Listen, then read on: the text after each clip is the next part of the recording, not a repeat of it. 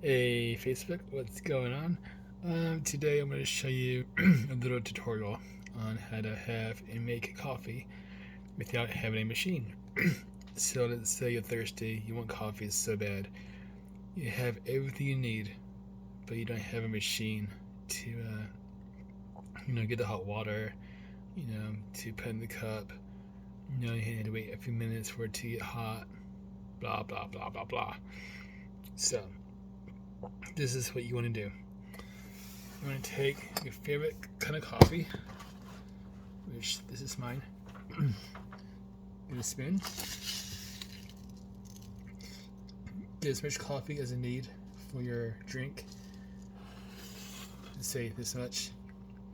Then put it in the cup. Oh wait, I don't have a cup. I am the cup.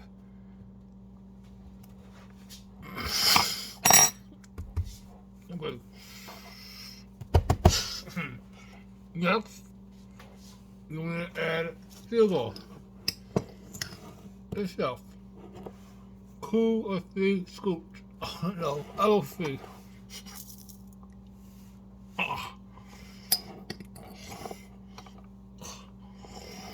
More. Well,